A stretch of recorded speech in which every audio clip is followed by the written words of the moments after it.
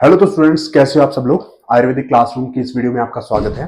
और आज हम बात करने वाले हैं शिशु संहिता शरीर स्थान 8th अध्याय के बारे में। 8th अध्याय बहुत ज्यादा इंपॉर्टेंट है। इसमें से हर साल एक आधा क्वेश्चन आता ही आता है। तो देखिए यहाँ पर क्या है, हमें कौन से स्थान पर वेदन कर्म करना चाहिए, कौन से मर्म पर वेदन कर्म करना चाहिए कि कौन सी डिजीज है वो ठीक हो जाए। तो इसमें देखिए पहले बात करते हैं हम। देखिए पादहर्ष, पाददाह, पाददारी, वात रक्त, वात कंटक, चिंप और विचिरचिका। देखिए यहां पर तीनों में पादहर्ष, पाददाह, पाददारी। और आपको पता है कि जो वात रक्त और वात कंटक हैं, ये भी पाद यानी कि पैर से स्टार्ट होने वाले रोग हैं। ठीक है, तो ये तो सारे पैर वाले रोग हो गए। चिंप ये नाखून का रोग है। ठीक है, और विचिरचिका, विचिरचिका जैसे कहीं पर कट लग जाना। ठीक है, तो शिप्र मर्म के 2 अंगुल ऊपर वेदन किया है इन सभी रोगों में, पादहर्ष, पाददा, पाददारी, वात कंटक, वात रक्त, चिंप और विचिरचिका में। ठीक है, अब आगे पूछते हैं शलीपद के बारे में। तो शलीपद है, जो शलीपद 3 तरह का शलीपद यहां पर बताया गया है, वातज, पित्तज और कफज। ठीक है, तो देखो वातज में बात हल्की होती है, बात हल्की होती तो ऊपर उठती है। तो यहां पर क्या किया, गुल्फ के 4 अंगुल ऊपर, गुल्फ के 4 अंगुल ऊपर। ठीक है, पित्त थोड़ी सी भारी होती है, थोड़ी सी। तो यहां पर क्या हुआ कि पित्त में गुल्फ के 4 अंगुल नीचे। ठीक है, अब जो कफ है वो और भी ज्यादा भारी हुई। तो यहां पर क्या किया, अंगुष्ठ की प्रसिद्ध सिरा में, देखो यहां पर ऐसे है ना, तो कफ और नीचे आ गई। तो अंगुष्ठ की प्रसिद्ध सिरा में, अंगूठे की जो प्रसिद्ध सिरा है उसमें सिरा वेदन करेंगे। ठीक है, चलिए आगे। सिराओं के वेदन कहां कहां पर किया जाता है ये सारा आपको डिटेल में करवा दिया जाएगा। उसके बाद आ गया श्याटिका। श्याटिका, ठीक है, इसको क्या बोलते हैं, श्याटिका। ठीक है, तो श्याटिका में क्या है, जानु के 4 अंगुल ऊपर या फिर 4 अंगुल नीचे, ये जानु मर्म है। तो जानु मर्म घुटने को बोलते हैं, नी ज्वाइंट को। और इसके 4 अंगुल ऊपर या फिर 4 अंगुल नीचे, कंफ्यूजन नहीं होना, 4 अंगुल ऊपर भी है तो और नीचे भी, कहीं भी वेदन कर सकते हो आप। ठीक है, इसके बाद आप आ जाइए जी विश्वाची। आपको पता है विश्वाची, बाहु कर्म शायकरी, बाहु कर्म शायकरी। जैसे श्याटिका है, जो श्याटिका है, श्याटिका या फिर गुरदुसी जिसको बोलते हैं, ये पैर में होती है, मतलब लेग्स में होती है। वैसे ही जो विश्वाची है वो पूरी आपकी आर्म में होगी, आर्म में यानी कि बाजू में होगी। ठीक है, आर्म में होगी। तो अब क्या है, गर्दसी में हमने कहां पर किया था, जानु के 4 अंगुल ऊपर या फिर जानु के 4 अंगुल नीचे। ठीक है, यहां पर कर्पूर संधि के 4 अंगुल ऊपर या नीचे विश्वाची में सिरा वेदन कर्म हम करते हैं। ठीक है, तो चलिए आगे, रिवाइज भी हो गया आपका। अपची, अपची, अपची इंद्रवस्ती के 2 अंगुल नीचे। तो ये हमें याद कैसे रखना, अपची, ची से च, नीचे, मतलब इंद्रवस्ती जो मर्म होता है, ये हमारा इंद्रवस्ती मर्म होता है। ऐसे लेग्स में भी यहाँ पर इंद्रवस्ती मर्म होता है, ये दिखाया गया है। तो यहाँ के 4 अंगुल नीचे जब आप सिरावेदन करते हो तो अपची में, अपची रोग ठीक हो जाता है। ठीक है, चलिए आगे। अब देखिए अपांग, ये मैम थी कोई योगा वाले, तो मैंने उठा ली इमेज।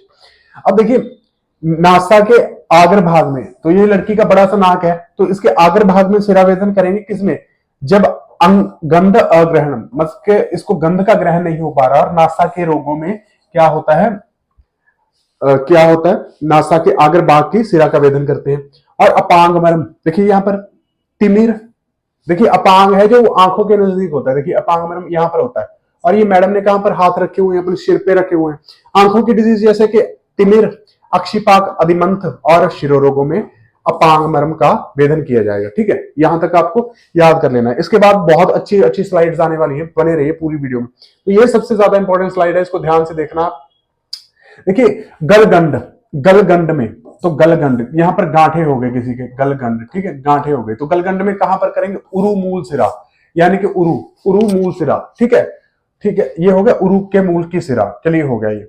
ठीक है, उसके बाद शूल युक्त प्रवाहिका में, शूल युक्त प्रवाहिका, शूल युक्त प्रवाहिका होगी तो ये क्या हुआ, ये श्रोणी प्रदेश है। श्रोणी प्रदेश में क्या करोगे, 2 अंगुल के अंतर पर, 2 अंगुल छोड़ के सिरावेदन करोगे, किसमें, शूल युक्त प्रवाहिका में, शूल युक्त प्रवाहिका में। ठीक है, शूल युक्त प्रवाहिका में। उसके बाद है ब्रशन, यहां पर देखो ब्रशन, ब्रशन के पार्श्व में कब करोगे, मूत्र वृद्धि जब हो जाती है, जब मूत्र वृद्धि हो जाती है तब क्या करोगे, वृषण के पार्श्व में, वृषण के पार्श्व में मूत्र वृद्धि होने पर, ठीक है, ये वृषण हो गए।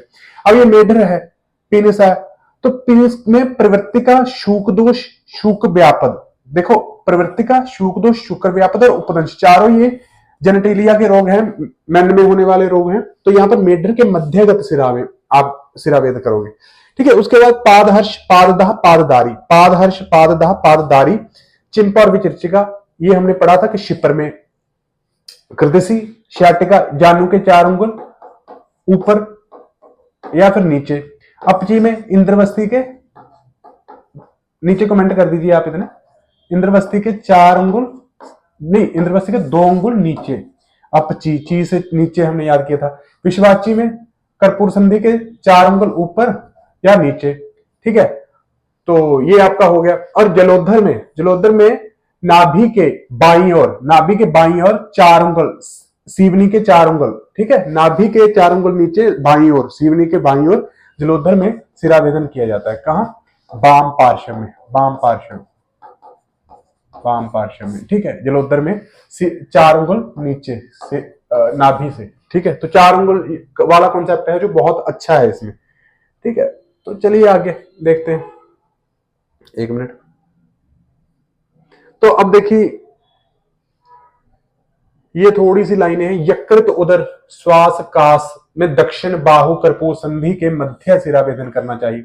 दक्षिण बाहु कर्पूर संधि के मध्य, यानी कि जो आपकी एल्बो ज्वाइंट है उसके मध्य में सिरावेदन करना चाहिए, यकृत उदर श्वास और कास में। अब देखिए वाम बाहु के कर्पूर संधि के मध्य में कब करोगे, प्लीहा वृद्धि में, क्योंकि प्लीहा होता है जो वाम साइड होता है, बाईं ओर होता है। कनिष्ठिका के मध्यम, कनिष्ठिका के मध्यम में भी प्लीहा वृद्धि में करोगे। तो ये क्वेश्चन इंपॉर्टेंट है, ये भी क्वेश्चन इंपॉर्टेंट है, इसको एज अ क्वेश्चन आप याद कर लीजिए, ठीक है। उसके बाद आप आ जाइए, देखिए दक्षिण में कब करोगे, यकृतोदर श्वास कास में, ठीक है। प्लीहा वृद्धि में कहां करोगे, वाम कर्पूर संधि के मध्य में, और कनिष्ठिका के मध्य में भी प्लीहा वृद्धि में ही करोगे। चलिए आगे, तृतीयक ज्वर में, ये बहुत ज्यादा इजी है याद करना। देखिए तृतीयक, तृतीयक ज्वर में, तृतीयक ज्वर है तो त्रिक संधि है, तृतीयक, त्रिक और त्रिक, त्रि है ना सामने दोनों में आगे, तो त्रिक संधि में, तृतीयक ज्वर में। चतुर्थक ज्वर में किसी भी पार्श्व के स्कंध संधि के नीचे, स्कंध जो आपका शोल्डर ज्वाइंट होता है, शोल्डर ज्वाइंट होता है, स्कंध संधि, ये स्कंध संधि है। तो इस किसी भी पार्श्व, चाहे इस ओर चाहे इस ओर, किसी भी पार्श्व में चतुर्थक ज्वर में संधि के नीचे आपको सिरावेदन कर देना है, बिल्कुल चतुर्थक ज्वर ठीक हो जाएगा, ठीक है। चलिए आगे, बस आपको यही मर्म याद करने थे, यही आपको सिराएं याद करनी थी। तो इतना ही ये चैप्टर है। अगर आपको वीडियो पसंद आई तो लाइक करिए, शेयर करिए और नीचे कमेंट करिए आपको किन टॉपिक्स पर वीडियो चाहिए। बने रहिए आयुर्वेदिक क्लासरूम में। धन्यवाद दोस्तों।